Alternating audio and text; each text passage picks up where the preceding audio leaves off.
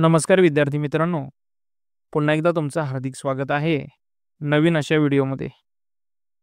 मित्रांनो, आज आपण जी-सी-सी, टी-बी-सी टायपिंग परीक्षा, त्याचबरोबर एम-एस-सी-आय-टी परीक्षा या परीक्षेसाठी खूप महत्त्वपूर्ण असे अनेक प्रश्न विचारले जातात. यामधीलच काही एम-सी-क्यू आहेत.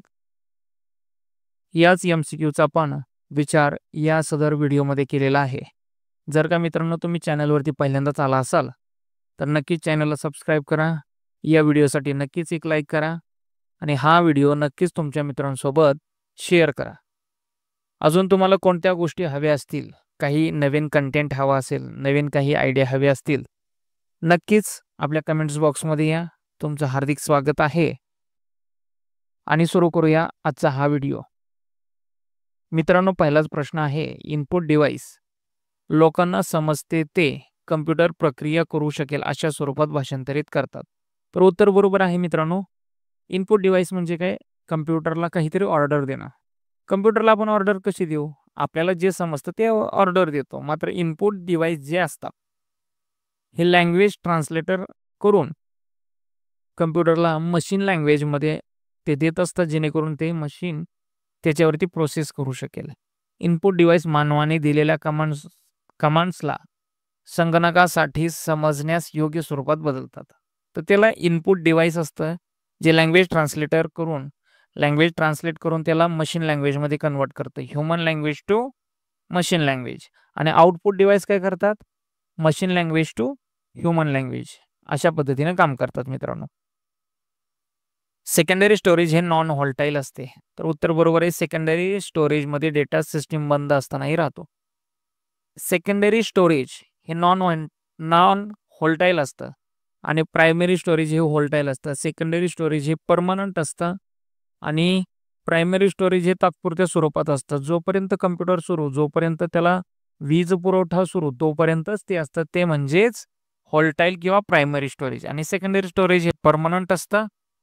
जोपर्यंत आपण ते डिलीट करत नाही तोपर्यंत ते तिथंच असतं, म्हणून त्याला नॉन व्होल्टाईल असंही म्हटलं जातं. मित्रांनो, व्होल्टाईल आणि नॉन व्होल्टाईल वरती अनेक वेळा प्रश्न विचारले जातात. या दोघांमधील कन्सेप्ट क्लिअर करून घ्या. सेकंडरी स्टोरेज आणि प्रायमरी स्टोरेज. प्रायमरी स्टोरेज हे तात्पुरतं असतं, सेकंडरी स्टोरेज हे परमनंट असतं. या दोघांमधील क्लिअर करून घ्या बदल आणि यानंतर जाऊया आपण पुढे. या सर्व प्रकरणामध्ये तुम्ही एम-एस-सी-आय-टीचं पुस्तक जर अभ्यासला ना मित्रांनो, तर अतिशय चांगली गोष्ट आहे. एखादं लक्षण चालू किंवा बंद करणाऱ्या कॅप कीजला काय म्हटलं जातं? जसे की कॅप्स लॉक. एक उदाहरण देखील दिलं. आपण कॅप्स लॉक ऑन केला तर अक्षर सर्व कॅपिटल होतात, बंद केला तर नॉर्मल येतात. आपलं न्यूमेरिक बटन असेल, लॉक ऑन करणं, ऑफ करणं, या सर्व गोष्टींना टॉगल कीज असं म्हटलं जातं. काय म्हटलं जातं? Toggle keys. मग त्या ज्या काही कीज आहेत, ज्या लक्षणं ऑन किंवा ऑफ करतात, अशा सर्व कीजला काय म्हटलं जातं? Toggle keys. मग ती आपली न्यूमेरिक लॉक असेल, कॅप्स लॉक असेल, स्क्रोल लॉक असेल, अनेक असतील. या सर्वांना काय म्हटलं जातं मित्रांनो? Toggle keys. यानंतर पहा पुढचा प्रश्न. डॅश डॅश यांना सर्व्हिस प्रोग्राम असंही म्हणतात. ज्या काही आपल्या युटिलिटीज आहेत मित्रांनो, या युटिलिटीजचं दुसरं नाव आहे सर्व्हिस प्रोग्राम किंवा सर्व्हिस प्रोग्रामचंच नाव आहे युटिलिटीज. ऑपरेटिंग सिस्टीममधील ती एक पार्ट आहे. ऑपरेटिंग सिस्टीमचे तो एक पार्ट आहे युटिलिटीज. युटिलिटीजचं दुसरं नाव आहे मित्रांनो सर्व्हिस प्रोग्राम. युटिलिटीज सिस्टीममध्ये देखभाल, बॅकअप किंवा सुरक्षा या कार्यासाठी वापरले जातात. जसं की आपल्या बॉडीमध्ये सुद्धा युटिलिटीज काम करतात, सर्व्हिस प्रोग्राम करतात. त्यांचं काम काय? जर कोणता प्रॉब्लेम आढळून आला तर तो त्यांच्या पद्धतीवरती त्या सॉल्व्ह करत असतात. हायर वायर पोर्टला हाच परफॉर्मन्स सिरियल बस, हाय परफॉर्मन्स सिरियल बस, HPSB असंही म्हटलं जातं. बरोबर आहे. तर तो त्याचा लॉंग फॉर्म आहे फायर वायर पोर्टचा. कोणता? हाय परफॉर्मन्स सिरियल बस, HPASB. बरोबर आहे. हेही उत्तर बरोबर आहे मित्रांनो. मी वारंवार सांगतो तुम्हाला, तुम्ही जर पॉसिबल असेल तर नक्कीच तुम्ही तुमच्या MSCITचं एकदा पुस्तक वाचून घ्या, अनेक गोष्टी तुम्हाला क्लिअर होऊन जातील. तुम्ही संगणकाची जोडणी, कम्युनिकेट आणि माहितीची देवाणघेवाण करण्यासाठी केल्यास त्याचा परिणाम म्हणजे नेटवर्क. नेटवर्क म्हणजे काय? प्रत्येक जगातील कम्प्युटर हा प्रत्येक कम्प्युटरशी कनेक्टेड आहे. आपला मोबाईल असेल, प्रत्येक मोबाईलशी तो कनेक्टेड आहे. फक्त त्याचा मोबाईल नंबर व्यवस्थित टाकला, फोन नंबर, की त्याच्याशी आपण कॉन्टॅक्ट करू शकतो. प्रत्येक जगातील कम्प्युटर हा एकमेकाशी कनेक्ट आहे आणि त्याचं कारण फक्त नेटवर्क आहे. नेटवर्क म्हणजेच परस्परांचे कनेक्शन, संगणकाचे कनेक्शन. यालाच काय म्हटलं जातं? नेटवर्क. नेटवर्क म्हणजे काय? वेगळी परिभाषा नाही, त्याची डेफिनेशन काही वेगळी करता येणार नाही. त्याची व्याख्या हीच. हार्ड डिस्क पॅक ही रिमूव्हेबल स्टोरेज उपकरणे असून त्यांचा प्रचंड माहिती साठवण्यासाठी उपयोग केला जातो. तर मित्रांनो पहा, हा प्रश्न खूप कन्फ्यूज करणारा आहे. अनेक वेळा परीक्षेला हा प्रश्न पडेल आणि खूप कन्फ्यूज करेल. हार्ड डिस्क पॅक्स मध्ये खूप भयंकर आपण डेटा साठवू शकतो, त्याच्यात काही वाद नाही. पण ते रिमूव्हेबल आहे का? तर अनेक वेळा याच्यावरती प्रश्न केले जातात. हो, तिला रिमूव्ह करता पण येतं आणि नाही पण करता येत. जर तिला रिमूव्ह करता येतं, कधी आपल्याला CPU पूर्ण खोलल्यानंतर CPU ज्यावेळेस आपला जो CPU कॅबिनेट आहे किंवा कॅबिनेट आहे, तो ज्यावेळेस आपण पूर्ण खोलू, त्याच्यामधून मी सहज काढू शकतो हार्ड डिस्क बाजूला. बरोबर आहे. मग ती रिमूव्हेबल पण आहे आणि नॉन रिमूव्हेबल आहे. त्याच्यामध्ये प्रचंड माहिती साठवली जाते. डॅश डॅश म्हणजे प्रक्रिया न झालेले वास्तव. डेटा म्हणजे प्रक्रिया न झालेले अनप्रोसेस्ड फॅक्ट्स. त्याच्यावरती प्रोसेसच झाली नाही तर तो फक्त डेटा आहे. फॉर एक्झाम्पल, एका हॉस्पिटलमध्ये मागील 5 वर्षापूर्वीचा डेटा आहे. फक्त डेटा पडूनच आहे ना.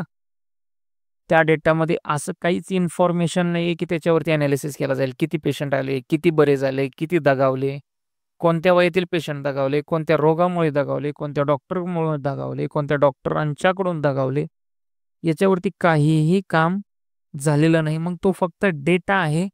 त्याच्यातून काहीही इन्फॉर्मेशन कलेक्ट झालेली नाही, म्हणजे तो अनप्रोसेस्ड आहे. जर त्या डेटावरती काहीतरी प्रोसेस झाली, यानंतर पहा मित्रांनो, इंटरनेटमधील WWW हे कशाचे संक्षिप्त रूप आहे? तर वर्ल्ड वाईड वेब. WWWचा लॉंग फॉर्म काय आहे? World wide web. काही वेळा मित्रांनो असाही प्रश्न असतो, वर्ल्ड वाईड वेब याचं शॉर्ट फॉर्म काय आहे? तर अनेक वेळा फसवा प्रश्न असाही असतो मित्रांनो, वर्ल्ड वाईल्ड आणि वेबच्या ऐवजी कदाचित वेगळा शब्द दिला जाईल, म्हणजे पूर्ण शब्द चुकला आणि त्याचा शॉर्ट फॉर्म विचारला जाईल. तर यापैकी नाही असा कुठेतरी एक ऑप्शन असेल, तर तो निवडायचा यापैकी नाही. कारण तुमचा अभ्यास किती काटेकोर आहे हे देखील पाहिलं जातं. तुमच्या किती कन्सेप्ट क्लिअर आहेत की तुम्ही फक्त पोपटपंची करून आला, असाही अनेक वेळा विचार केला जातो. डिव्हाइस ड्राईव्ह हे विशेष प्रोग्राम असून ते विशिष्ट इनपुट किंवा आउटपुट प्रकरणाला संगणकाशी कम्युनिकेट करण्यास मदत करतात. बरोबर, आताच बोललो मी. लँग्वेज ट्रान्सलेटर किंवा डिव्हाइस ड्रायव्हर्स हे स्पेशलाइज प्रोग्राम आहेत. लँग्वेज ट्रान्सलेटर काय करतात? तर इनपुट आणि आउटपुटला आपल्या मशीन लँग्वेजमध्ये कन्वर्ट करतात. मात्र डिव्हाइस ड्रायव्हर काय करतात? ॲक्च्युअलमध्ये ते डिव्हाइस त्याला ड्राईव्ह करण्यास मदत करतात. फॉर एक्झाम्पल, आपण प्रिंटर जर आणून जोडला कम्प्युटरशी, तर तो डायरेक्ट प्रिंट नाही करू शकत. त्याला डिव्हाइस ड्रायव्हरच द्यावा लागतो. कम्प्युटरला माहीत नाही ते डिव्हाइस कसं ड्राईव्ह करायचं, त्याच्यासाठी स्पेशल प्रोग्राम्स लिहिलेले असतात. यानंतर पहा पुढचा प्रश्न मित्रांनो, प्रत्येक ट्रॅक हा सेक्टर नावाच्या गोलाकार पाचरीच्या आकारांच्या तुकड्यांमध्ये विभागलेला असतो. बरोबर आहे. प्रत्येक ट्रॅक जो आहे, तुम्हाला जो काही हार्ड डिस्कमध्ये ट्रॅक शिकवला, हार्ड डिस्क पॅक्स असतील, त्यामध्ये जो काही सेक्टर नावाचा गोलाकार आकाराच्या तुकड्यांमध्ये विभागलेला असतो. प्रत्येक सेक्टर असेल किंवा प्रत्येक ट्रॅक असेल, तुम्ही या सर्व प्रकरणासाठी प्रकरण क्रमांक 5 जे काही आपल्याला सेकंडरी स्टोरेज डिव्हाइस आहे, प्रकरण क्रमांक 5 मध्ये सेकंडरी स्टोरेज डिव्हाइस, तुम्ही प्रामाणिकपणाने तो प्रकरण अभ्यासून घ्या. यामध्ये तुम्हाला मदरबोर्ड, मॉनिटर, त्यानंतर प्रकरण क्रमांक 6 मध्ये सेकंडरी स्टोरेज असे 2-3 आहेत, ते तुम्ही पाहून घ्या, जेणेकरून व्यवस्थित सगळ्या गोष्टी क्लिअर होतील. त्यानंतर पहा मित्रांनो, कम्प्युटर वापरणाऱ्याला हवी असलेली माहिती दाखवणे मॉनिटरचं प्राथमिक कार्य आहे. बरोबर आहे. मॉनिटरचं सगळ्यात प्रायमरी वर्क काय आहे? मॉनिटर काय करतो, तर कम्प्युटर वापरणारा संपूर्ण माहिती जो काही आपल्याला दाखवत असतो किंवा दिसत असते, ही मॉनिटरच्याच माध्यमातून दिसत असते. त्यामुळे कम्प्युटर वापरणाऱ्याला हवी असलेली सर्व माहिती दाखविणे किंवा पोहोचवण्याचं काम हे मॉनिटरचंच आहे. स्पेशल पर्पज ग्राफिक्स निर्माण करण्यासाठी प्लॉटर्स वापरले जातात. बरोबर आहे. ज्यावेळेस आपण फ्लेक्स प्रिंट करत असतो त्यावेळेस प्लॉटर्स नावाच्याच प्रिंटरवरती हे प्रिंट केले जात असतात. कारण ते खास आहेत, ते स्पेशल आहेत. जर का मला झेरॉक्स प्रिंट करायची असेल किंवा एखादे डॉक्युमेंटची साधी प्रिंट करायची असेल तर आपण साधा लेझर प्रिंटर वापरू, इंकजेट प्रिंटर वापरू. मात्र काही स्पेशल असेल तर आपण याचा वापर करू. फायरवायर पोर्टला हाय परफॉर्मन्स सिरियल बस असंही म्हटलं जातं. बरोबर आहे. फायरवायर पोर्टचं दुसरं नाव आहे हाय परफॉर्मन्स सिरियल बस, HPSB असंही म्हटलं जातं. बरोबर आहे मित्रांनो. मी वारंवार सांगतो, तुम्ही शक्य असेल तर MSCITचं पुस्तक वाचण्याचा प्रयत्न करा.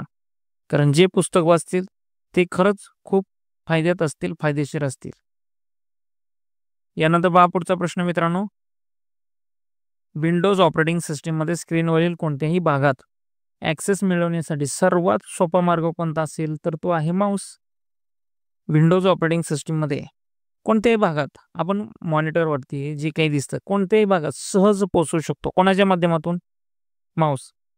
कारण जर डॉस ऑपरेटिंग सिस्टीम असेल किंवा युनिक्स असेल, लिनक्स असेल, या सर्व प्रकरणासाठी खूप सारे अनेक गोष्टींचा प्रोग्रॅमिंगचा कमांड प्रॉम्प्टचा वापर करावा लागत असतो. मित्रांनो, काही वेळा असाही प्रश्न विचारला जातो की माऊसचा उपयोग का केला जातो, तर कम्प्युटरच्या कोणत्याही भागामध्ये कधीही ॲक्सेस मिळवण्यासाठी आपण माऊसचा वापर करत असतो. यानंतर पहा पुढचा प्रश्न. नेटवर्क्सच्या नोड्सना जोडणाऱ्या प्रत्येक तारांचा व उपकरणांचा प्रत्यक्ष आराखड्याला नेटवर्कचा काय म्हणतात, तर याला टोपोलॉजी म्हणतात. यामध्ये नेटवर्क टोपोलॉजी असंही म्हटलं जातं. प्रत्येक नोड, प्रत्येक वायर्ड, प्रत्येक तार प्रत्यक्ष कुठं जाते याचा जो काही आराखडा असतो त्याला नेटवर्क टोपोलॉजी असं म्हटलं जातं. यानंतर पहा पुढचा प्रश्न. पुढील पैकी कोणते उपकरणे हे इनपुट डिव्हाइस नाही? मित्रांनो, इनपुट डिव्हाइस खूप आहेत, मात्र यामध्ये मॉनिटर हा इनपुट डिव्हाइस नाही. मग इनपुट डिव्हाइस कोण आहे यामध्ये? तुमचा माऊस आहे, कीबोर्ड आहे, स्कॅनर आहे, कॅमेरा आहे, हे सगळे इनपुट डिव्हाइस. मात्र मॉनिटर हा आउटपुट डिव्हाइसमध्ये विचारला जातो. तो कधीही इनपुट डिव्हाइस होऊ शकणार नाही, होत नाही, होणार नाही.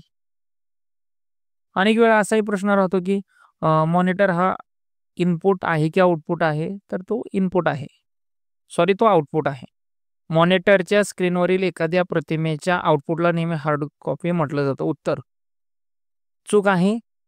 मॉनिटरवरती जे काही दिसतं याला सॉफ्ट कॉपी म्हणतात आणि जे काही प्रिंटिंगला येतं याला हार्ड कॉपी असं म्हणतात. दोन्हीतला फरक समजून घ्या मित्रांनो. जर ते कागदावरती प्रिंट आलं तर ते हार्ड कॉपी, आणि जर का ते फक्त मॉनिटरला दिसतंय, स्क्रीनला दिसतंय, तर त्याला सॉफ्ट कॉपी एवढंच म्हटलं जाईल. त्याला काय म्हटलं जाईल? Soft copy. सॉफ्ट कॉपी काय, हार्ड कॉपी काय, दोघातला फरक समजून घ्या मित्रांनो. अनेक वेळा यामध्ये कन्फ्यूज होतात विद्यार्थी आणि परिणामतः हाती काहीच लागणार नाही. बरोबर आहे? वा. यानंतर पहा पुढचा प्रश्न मित्रांनो.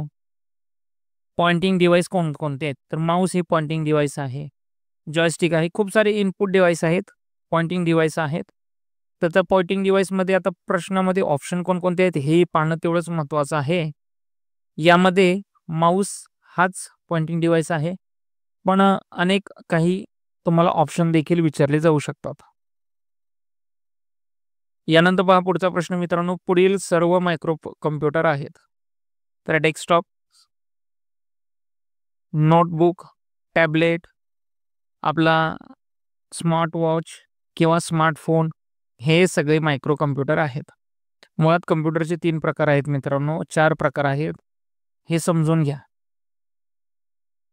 अनेक वेगवेगळ्या पद्धतीने ते कम्प्युटर काम करत असतात. यासाठी पुन्हा एकदा मी तुम्हाला सांगतोय मित्रांनो, तुम्ही प्रकरण क्रमांक 1 MSCIT पुस्तकातील प्रकरण क्रमांक 1 वाचा. या सर्व गोष्टी, या सर्व कन्सेप्ट क्लिअर होऊन जातील. फोटो स्कॅन करत असताना स्कॅनरची लीड नीट बंद झाली नाही तर फोटो कसा येतो? अस्पष्ट येतो. जर फोटो स्कॅन करत असताना तो व्यवस्थित आलाच नाही, त्याचं लीड नीट बंदच झालं नाही, तर फोटो साहजिक आहे अस्पष्टच येणार ना. तो कसा येईल? अस्पष्ट येईल. अनेक वेळा हा प्रश्न असतो. अनेक विद्यार्थी वेगवेगळे ऑप्शन सिलेक्ट करत असतात. मित्रांनो, याचा सिलेक्ट करणारा ऑप्शन कोणता आहे? अस्पष्ट.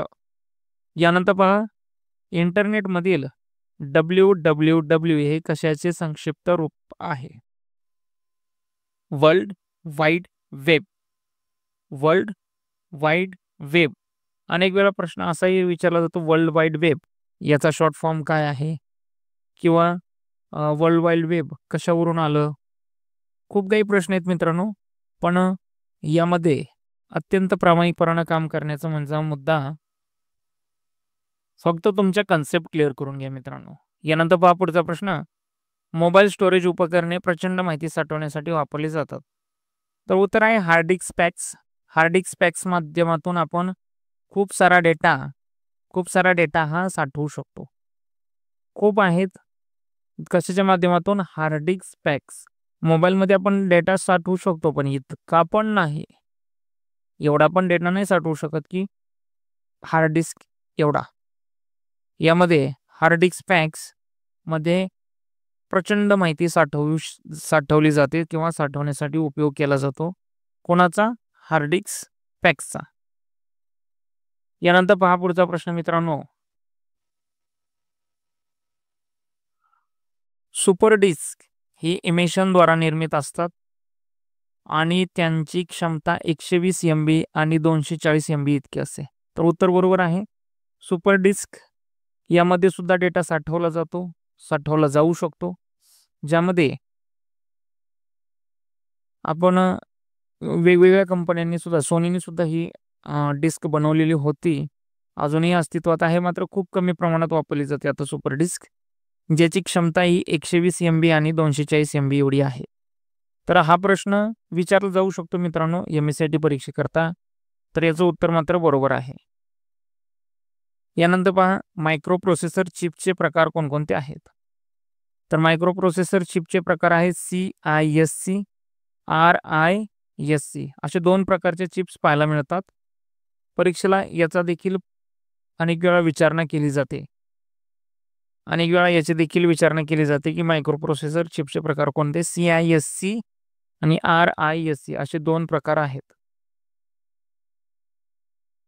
याचा देखील अभ्यास करा मित्रांनो. हे देखील सेकंडरी स्टोरेज डिव्हाइसमध्येच विचारले जातात. त्याचबरोबर ऑपरेटिंग सिस्टीममध्ये सुद्धा याचा अनेक वेळा अभ्यास केला जातो. तर या दोन्ही गोष्टींचा विचार करावा. जेवढं तुम्ही पुस्तकाचा अभ्यास कराल तेवढे तुमच्यासाठी फायद्याची गोष्ट आहे. शक्यतो तुम्ही MSCITचं जे काही पुस्तक आहे हे वारंवार मी सांगतोय, कारण बरेचसे प्रश्न हे पुस्तकातीलच असतात. प्रत्येक टॅग हा सेक्टर नावाच्या गोलाकार पाथरीच्या आकाराच्या तुकड्यांमध्ये विभागलेला असतो. बरोबर आहे. हाच प्रश्न रिपीट होतो मित्रांनो. मी सांगतोय ते प्रश्न तुम्ही जाणीवपूर्वक अभ्यासा, कारण मी सांगतोय काही प्रश्न रिपीट होतात. कोणकोणते प्रश्न रिपीट होतात? तर हा जो 25 नंबरचा प्रश्न आहे याच्यावरती तुम्ही देखील प्रकर्षाने काम करा. अनेक वेळा हा प्रश्न रिपीट होतो. अनेक वेळा हा प्रश्न रिपीट झालेला आहे मित्रांनो, होतो. याचा देखील तुम्ही चांगल्या पद्धतीने अभ्यास करा. त्याचबरोबर पुढचा प्रश्न मित्रांनो, डेटा स्टोअर करण्यासाठी कोणता भाग वापरतात? साधं लॉजिक आहे, साधं उदाहरण आहे. आपण मेमरीमध्येच डेटा साठवतो ना. कोणताही मित्र एखाद्या वेळेस कोणती गोष्ट विसरला, आपण काय म्हणतो, रे तुझी मेमरी जागेवर आहे का? सहज आपण बोलून जातो. याचा अर्थ डेटा स्टोअर करण्यासाठी काय वापरलं जातं? मेमरी. ज्या ठिकाणी डेटा साठवला जातो त्याला काय म्हणतात? मेमरी. बरोबर. अशा अनेक गोष्टी आहेत मित्रांनो. डेटा स्टोअर करण्यासाठी मेमरीच हा प्रकार वापरला. त्याच्यासाठी स्टोरेजही वापरलं जातं. स्टोरेजला मेमरी असं म्हटलं आपण. आणि स्टोरेजचे 2 प्रकार आहेत, प्रायमरी स्टोरेज आणि एक सेकंडरी स्टोरेज. यानंतर पहा पुढचा प्रश्न, फेवरेट लिस्टमध्ये हवे असलेल्या वेबसाईट समाविष्ट करण्यासाठी आपण काय कराल? ॲड टू फेवरेट्स या बटनवरती क्लिक करू आपण. कोणत्या? ॲड टू फेवरेट, ज्याच्या माध्यमातून आपण वेबसाईटला त्या फेवरेट लिस्टमध्ये ॲड करू शकतो, जेणेकरून आपल्याला जर पुन्हा कधी त्या वेबसाईटवरती जाण्याची वेळ आली तर पटकन तिचा ॲक्सेस घेता येऊ शकतो किंवा घेता येईल. यानंतर पहा पुढचा प्रश्न, troubleshooting program. Troubleshooting programs hardware व सॉफ्टवेअरमधील समस्या ओळखतात व सुधारतात. तर उत्तर बरोबर आहे मित्रांनो, ट्रबल शूटिंग. या अनेक वेळा आपल्या कम्प्युटरमध्ये काय दोष आहे हे शोधतात, पकडतात आणि त्या सुधारण्याचा प्रयत्न करत असतात. त्या सुधारतात, प्रयत्न करतात. जर त्यांच्याकडून पॉसिबल नाही झालं तर मग मात्र ते आपल्याला काम करायला सांगत असतात. मात्र ट्रबल शूटिंगमुळे अनेक प्रॉब्लेम्स दूर झालेले पाहायला मिळतात. अनेक वेळा याच गोष्टीचा आपण वापर करत असतो ज्यावेळेस कम्प्युटरमध्ये काही प्रॉब्लेम असतात. ट्रबल शूटिंगचा वापर करून अनेक वेळा प्रॉब्लेम सॉल्व्ह होतात. यानंतर पहा पुढचा प्रश्न मित्रांनो, माणसांना समजू शकणारे डेटा व प्रोग्राम्स संगणकासाठी भाषांतरित करणारे उपकरण कोणते आहे? Input device. जे काही ह्युमन समजतात, ह्युमन समजू शकतात, डेटा व प्रोग्राम्स संगणकासाठी भाषांतरित करतात, यांना इनपुट डिव्हाइस म्हणतात. जसं की आता माझा माऊस आहे, मी कुठेही क्लिक करतो तर मला समजते त्या भाषेत क्लिक केलं ना, तिथं क्लिक केलं. मात्र कम्प्युटरला ह्युमन लँग्वेज समजत नाही, त्याला हिंदी, मराठी, कन्नड समजत नाही, त्याला इंग्लिश सुद्धा समजत नाही, त्याला मशीन लँग्वेजच समजते. सेकंडरी स्टोरेज हे नॉन व्होल्टाईल असते, तर बरोबर आहे. व्होल्टाईल म्हणजे प्रायमरी आणि नॉन व्होल्टाईल म्हणजे ते परमनंट स्टोरेज डिव्हाइस असतं. मित्रांनो, आज आपण जवळपास 30 प्रश्नांचा आढावा घेतला. यापूर्वीच्या व्हिडिओमध्ये आपण 50 प्रश्न पाहिलेले आहेत. दोन्ही देखील व्हिडिओ पाहून घ्या मित्रांनो. जर का तुमची काही शंका असेल तर नक्कीच कमेंट्स बॉक्समध्ये सांगा. जर का चॅनलवरती तुम्ही पहिल्यांदाच आलेला असाल तर चॅनलला नक्की सबस्क्राईब करा. या व्हिडिओसाठी नक्की लाईक करा. हा व्हिडिओ, ही प्लेलिस्ट नक्की तुमच्या मित्रासोबत शेअर करा. जर का तुमची नवीन काही आयडिया असेल, जर का तुमच्या काही आयडिया असतील, कमेंट्स असतील, सजेशन असतील तर नक्कीच आम्हाला शेअर करा. आपण त्याच्यावरती सुद्धा नवीन नवीन व्हिडिओ बनवून घेऊन येऊयात. सध्या तरी इथेच थांबतो. धन्यवाद.